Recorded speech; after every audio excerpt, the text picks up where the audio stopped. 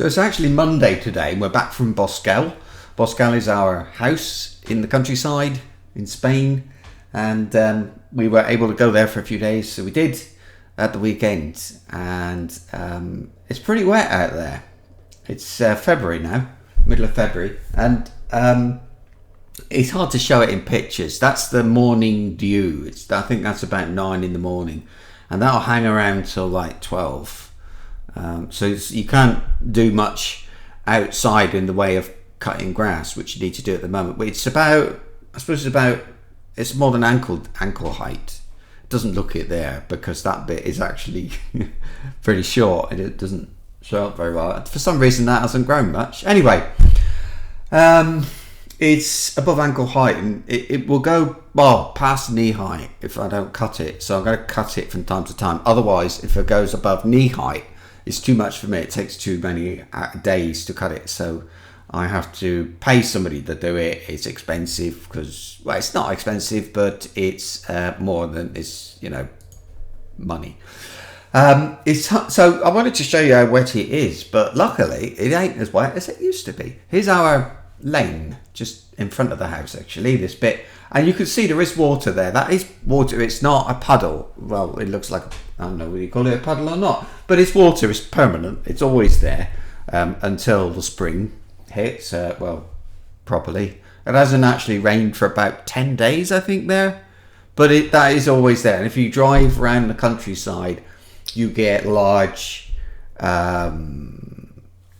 bits, I don't know what to call them, of water, so that you get half a field underwater, and the drainage is like a little stream running in it and all this sort of thing. So, but we put in a lot of drainage around the house.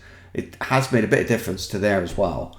But basically, the house was so wet. If you pulled out the car in the winter, if you drove the car in front of the house, or were there really, because that was about as close as you could get without parking in really sticky, wet mud and so on.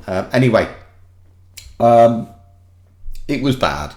So we had terrible damp inside the house. We've had loads of drainage put in, and now it's fine. There is still snow on the mountains, which they're not very far from where we are. So this weekend I did as much grass cutting as I could, and it's me cutting the grass.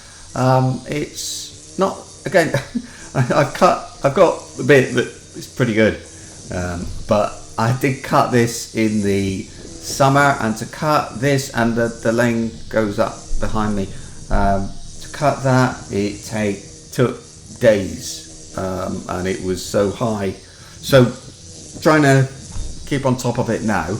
I didn't have to cut all that, but I did down by the house. There was a lot more to cut. The hedge between us, and we've got a field. The field's 5 acres, which I think, is it 2 hectares? I don't know. Anyway, it's 5 acres, and the other bit, this side of the hedge, is about 1 acre, where I got to, I call it the garden. I don't know, it's sort of wild really, but that's the hedge between us and the field, and all that is dead. The trees and so on, I don't know why. I mean, there are trees in the area, but for some reason we got like a whole loads of them that are dead. That somebody's cut the top off a lot, and that seems to, I don't know if that's what killed them. You can see where the branches have tried to grow back again, but anyway, we're having to pay somebody to cut that down. He's there now because we've also got to pay to have a fence put around the perimeter. It's one of those, there's like different things that you got to do by law. That's the thing. We've got to put a fence around the edge. So I was planning to cut that myself, but because he's there doing the fence, it ain't much more to get him to cut it. So that's what he did, and this is actually him cutting the grass, but cutting the trees. But obviously, you can't see him, but he is in there somewhere. And here's the thing, by the way, I bought this. This is my tool of the month, or whatever you say. My new. You would use it for cutting branches off trees and things like that, and it's quite good for that. And I was expecting to be able to clear that myself. I couldn't cut the big trees, but I could have cut a lot of it. So that's what that's for. I will still be. There's still a lot to do that he's not going near. So yeah, there'll be a lot for that sort to get on with. The inside, here's the kitchen. I'll do a video one day of the inside, but it's not. Yeah. So we've got in the kitchen. We've got two chest of drawers. No, chest of drawers and like a sideboard. It's just second-hand stuff. The oven, you can see the oven or cooker. It's still wrapped up because we're going to have an electrician do stuff so that we can wire it in, and it's all money. Money's short now. We were okay, and then the pandemic hit, and we're a bit financially challenged. So, should we say? So now things like having that wired in, back of the queue. The tumble dryer and the dishwasher and the fridge, they're all working. We've got a couple of picnic tables there. They're like really long plastic topped tables that we use as worktop. And there's the next is the sideboard and our little table. In the sitting room, this is how we are in the sitting room. So I'll go in there from 6, 7 in the evening until about 2 in the morning when I go to sleep. I don't sleep very much, as you can tell. So we're sitting there, and it's it's freezing cold. When you get up in the morning, you've got frost on your breath and all this sort of stuff. So freezing cold at night. So it's blankets on covered with blankets. We got these 2 heaters. And the room it used to be a church, so it is massive, and we can't heat the room. The central heating isn't working, so there we are.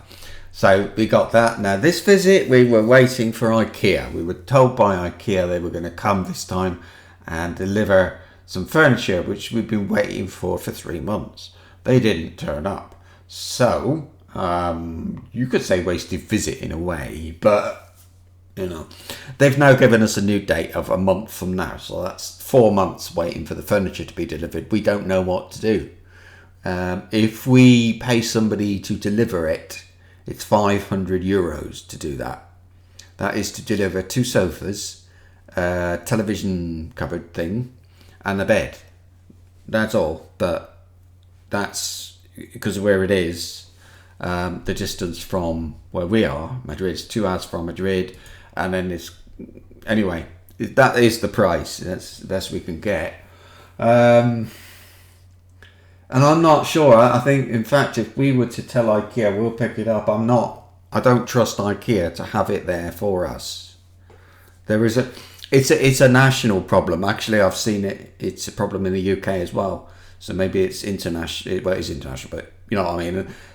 I don't know why. They on the internet they say about the UK. IKEA say that it's to do with the ports and getting. This is before Brexit was final. So this is what I read was from December, and they said it was because of the ports and logistics of getting stuff from the factory to the customer in the UK.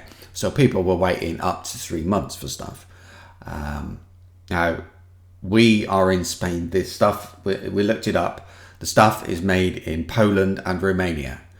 So it's coming inside the EU. For some reason, it's just not coming through. I don't know why. We've had no problem before with them. But the thing about IKEA furniture is the price. It's affordable. We looked at going somewhere else, but if we go anywhere else, the price jump is too much.